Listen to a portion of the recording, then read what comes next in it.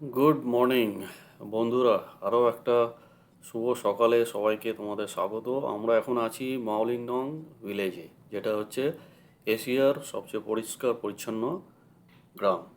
তো সকালে উঠে একটু গ্রামটাকে দেখতে বেরোলাম, একটু পরেই আমরা বেরিয়ে যাব। তো তার আগে একটু হেঁটে গ্রামটাকে একটু ঘুরে দেখা যাক সকালবেলার দিকে কীরকম গ্রামটা। চলো আমার সাথে, তোমরা সবাই একটু দেখে নাও গ্রামটা কীরকম। গ্রামটা বেশ সুন্দর গোছানো গ্রাম। আর এখন ক্লিনেস ভিলেজে খাবার পর থেকে এরা ট্যুরিজমটাকেও ডেভেলপ করেছে। বেশ বেশ কিছু বাড়িতেই হোমস্টে এরা রেখেছে, যাতে ট্যুরিস্টরা এসে ভালো মতোভাবে এখানে থাকতে পারে। কারণ এখানে হোটেল বলতে কিছু নেই।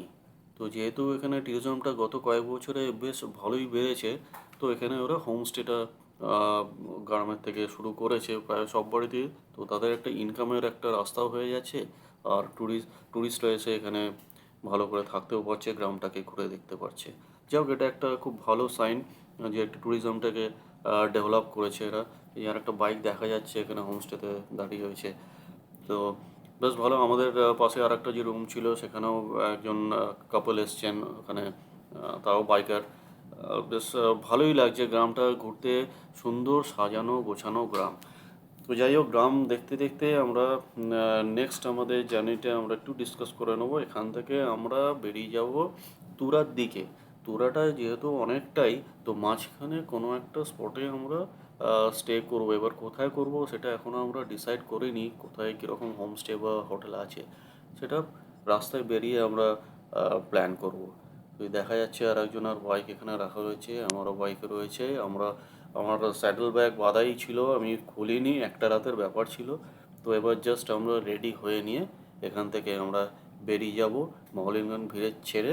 আমরা তুরার দিকে কোথায় যাচ্ছি রাস্তায় দেখা হচ্ছে, সঙ্গে থাকুন। আচ্ছা, আমরা আর বেশি দেরি না করে একটু চা বিস্কিট খেয়ে বেরিয়ে পড়লাম হচ্ছে তুরার দিকে। আমরা এখন মহালিঙ্গন ভিলেজটাকে ছেড়ে বেরিয়ে যাচ্ছি। আচ্ছা, এটা হচ্ছে নিয়াংটি গেস্ট হাউস। এটা ওয়েস্ট জয়ন্তী হিলসের মধ্যে, যেটা বললাম ডাউকি রিভারটা পার করে এটা হচ্ছে জয়ন্তী হিলস পড়ছে। আর এখান থেকে শিলংয়ের একটা রাস্তা বেরিয়ে যাচ্ছে। তো আমরা একটু ম্যাপে জিজ্ঞেস করে, লোকালদের জিজ্ঞেস করে কোন দিকটা গেলে রাস্তাটা ভালো পাবো টুয়ার্ডস তুরা। তো এখানে আমরা একটু জল টল খেয়ে নেবো, চা জল একটু খেয়ে নিয়ে তারপর আবার স্টার্ট করবো।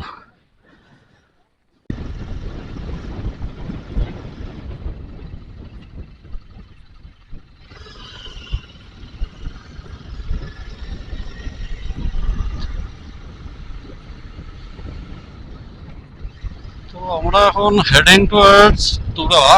তুরা তো আগেই বললাম যে আমরা তুরা তো একদিনে পৌঁছাতে পারবো না।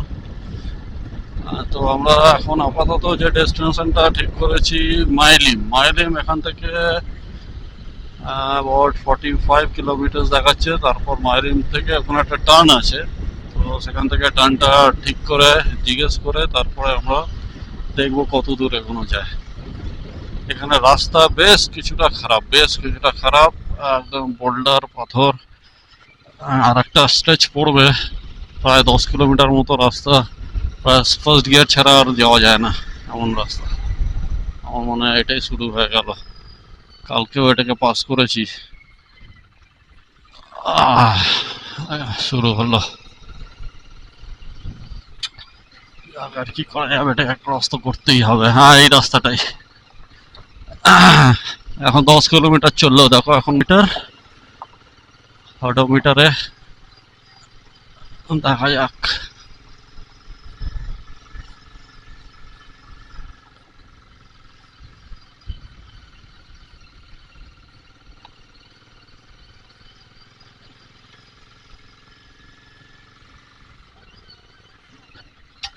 এদিকে বেশ কিছু ফুল ফুটে রয়েছে। তো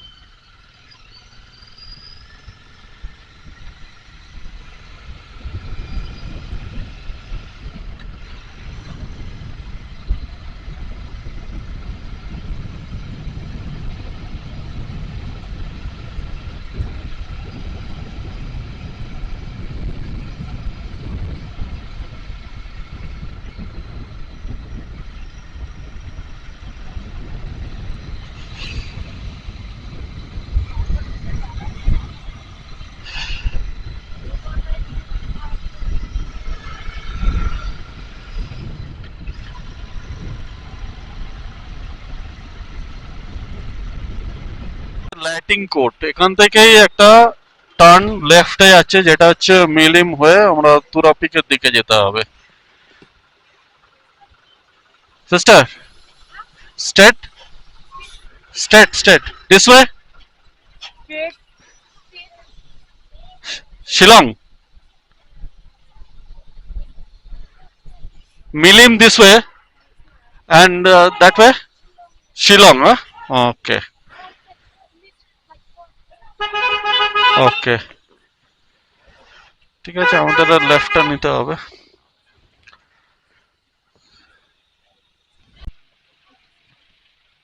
আমরা এখন ল্যান্টিং কোট জায়গাটা ক্রসিং এ আছি। এখান থেকে লেফট টার্ন নিতে হবে টুয়ার্ডস মিলিম, সেখান থেকে তোরা দিকে যাবে রাস্তাটা, আর সোজা যে রাস্তায় চলে যাচ্ছে তাকে শিলংয়ে চলে যাচ্ছে। তোমাকে দাঁড়ালাম, একটু সফট ড্রিঙ্কস নিলাম, ঠিক আছে দেবো।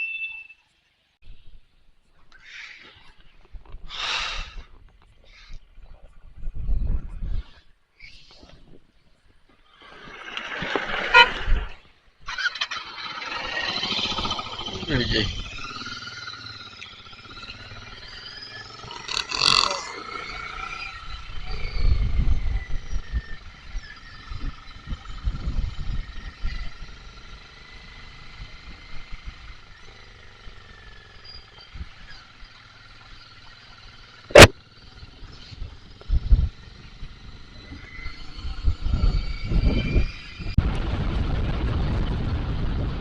সুন্দর জায়গাটা, গরম।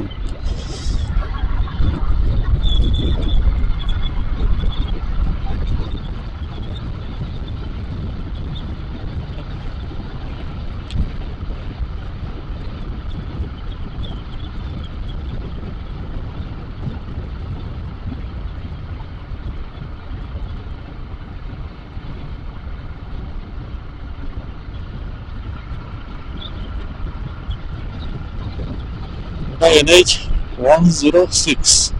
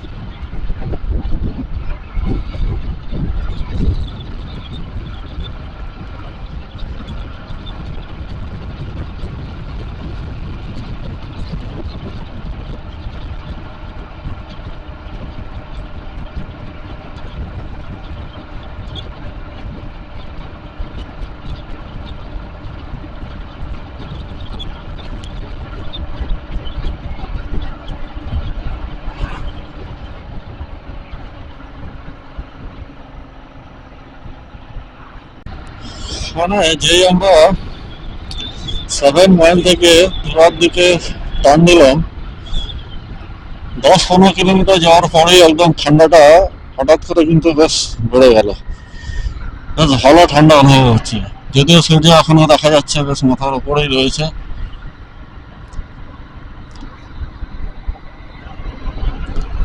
ঠান্ডাটা ভালোই আছে। এখন মাইরাং ভিলেজটা সামনে আসছে, 4 কিলোমিটার এখান থেকে।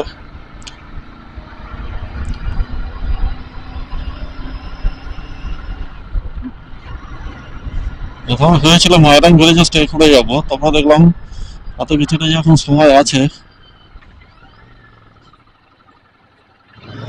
একটু এগিয়ে যেতেই পারি।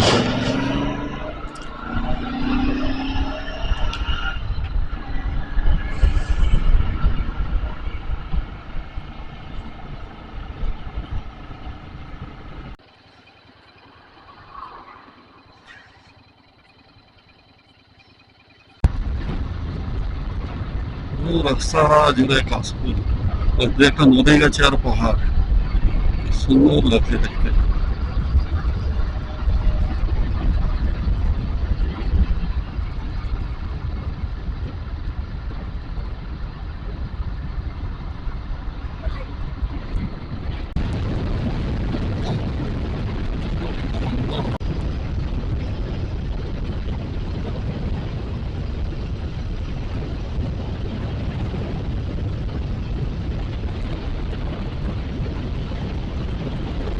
কি সুন্দর রাস্তা, ঠিক আছে, পাহাড়ের মাঝখান দিয়ে এঁকে বেঁকে তারপর আবার উপরে উঠেছে সেটা রাস্তা, পাশে সুন্দর পাহাড়।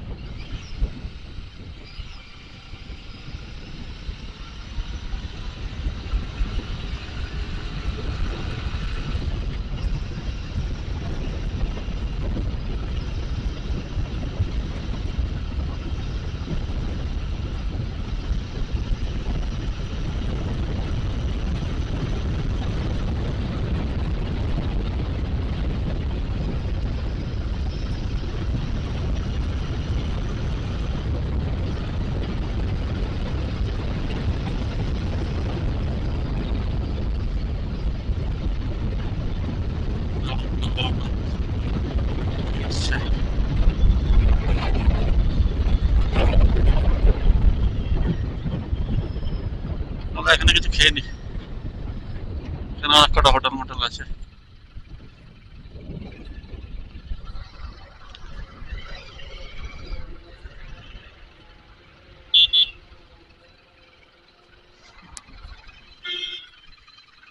বাবা, আবার বারবিকিউ, জিজ্ঞেস করি ওখানে তো আছে, দেখুন ব্রেড আছে, বেকারি ফেকারি কিছু আছে। চলো কিছু না কিছু পাবো, এদিকে আছে না তো ওদিকে আছে, বাইকটা তো দাঁড় করাতে হবে এক জায়গা থেকে যে কোনো। ভালো জায়গাটা আছে, মারভিন। Yes, নামবো না আমি কি?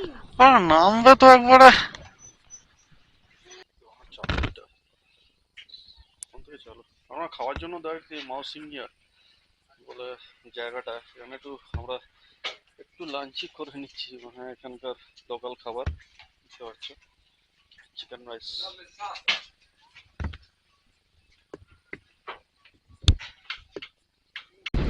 বন্ধুরা, এখন 6টা বাজে, আমরা তাও এগিয়ে চলেছি সালাং ভিলেজের দিকে। এখন জানি না ওখানে গিয়ে কোনো রুম অ্যাভেলেবেল আছে কিনা, বা হোমস্টে কোনো আছে কিনা, হোটেল আছে কিনা, এটা একদমই আনসার্টেন, কারণ এখান এদিকে টুরিস্ট এরকম আসেই না, মানে টুরিস্ট এইদিকে আসেই না।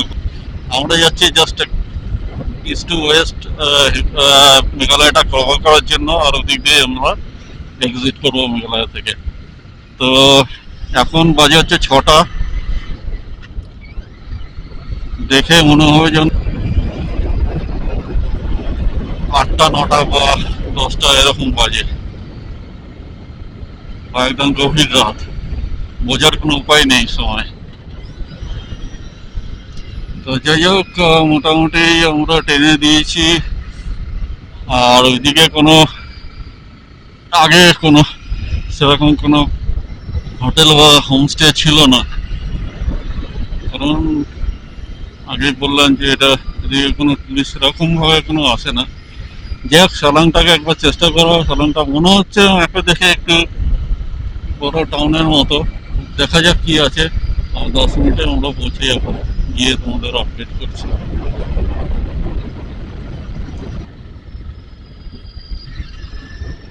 যাই হোক রাস্তায় একটু কেয়ারফুল রাইড করতে হবে, সেরকমই করছি। খুব বেশি স্পিডের দিকে যাচ্ছি না, কারণ এত হেয়ারপিন বেন্ডগুলো আসছে, একটা শেষ হতে না হতে আরেকটা বেন্ড চলে আসছে। আর বেন্ডগুলো মানে রাউন্ড অ্যাবাউট টাইপের, মানে অনেকটা।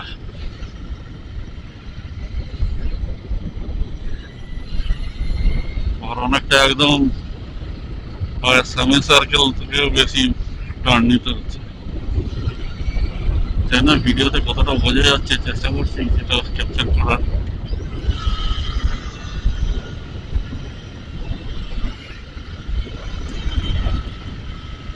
যাই হোক কি পাই আমরা সালাঙে গিয়ে, জানি না কি পাবো না। আমাদের আরো এগিয়ে যেতে হবে, সেটা দেখতে হবে। এগিয়ে যাওয়াটা তো খুব একটা সুবিধার হবে না।